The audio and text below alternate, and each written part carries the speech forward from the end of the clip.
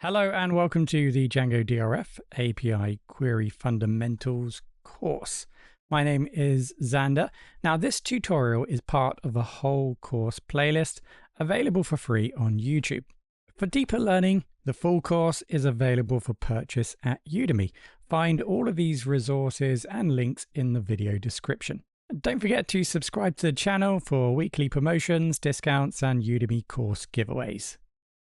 In relational databases, when a record in the parent table, that's the table being referenced by the foreign key, is deleted, it can have different effects on the child table. So that's the table containing the foreign key. So the onDelete behavior specifies what should happen to the related records in the child table when the record they reference in the parent table is deleted. So here in Django, this behavior is controlled using the onDelete parameter when defining a foreign key field. Let me take you back to the diagram that explained the foreign key relationship or one-to-many relationship between category and product.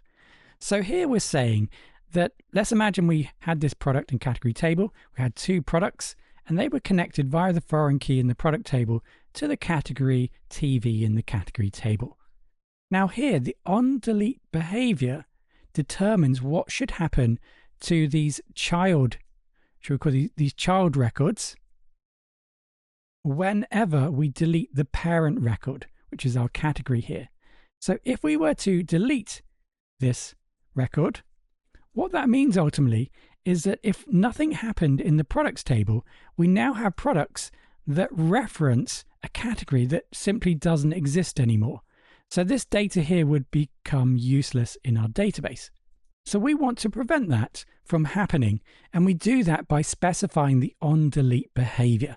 And there are a few options that we have available to us. So let's take a quick look. Right, so here in Django we have cascade, set null, protect, set default, or do nothing. So these are the different settings that we can apply to the onDelete behavior, depending on the behavior that we want whenever we delete the parent records that's connected to child records in other tables through the foreign key relationship. Now, I think the default setting is set to cascade. So that means whenever we delete the parent record, it will automatically delete any other child records. So let me just emphasize that point because that is really important. So cascade, I think the default behavior, anytime we delete this category here on the right-hand side, it will automatically delete all of the other records. Now, if you think about that, you may have millions of records connected to a category in this case. That isn't always going to be the most desirable action. So you need to be careful here of how you specify and define the onDelete behavior to make sure you fully understand it and you fully understand the behavior once you've applied it in your database. So in some scenarios, cascade will work well to ensure that data is cleaned when relevant data is deleted. However, in some cases, you won't want that behavior. You may decide to set null. So instead of deleting the child records, you simply set the foreign key to maybe some other value. That could be null, or you could set some sort of default value for those records that used to be connected to, in our scenario there, the category. Now, alternatively, you could set protect to ensure that neither the category in our scenario or the product could be deleted unless the category is not connected to any child records.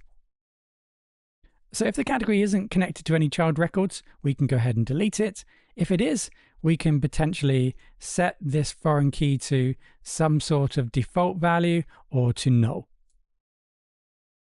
So for the purpose of this course, and when we start querying this data, we're going to set the category in product. We're going to set that to onDelete cascade. Okay, so that does mean that if we do delete a category, it will also delete the product. And we'll just see that in action and we can explore that later on in the course. If we take a look at the category table, something I didn't mention, I'll quickly briefly mention it now.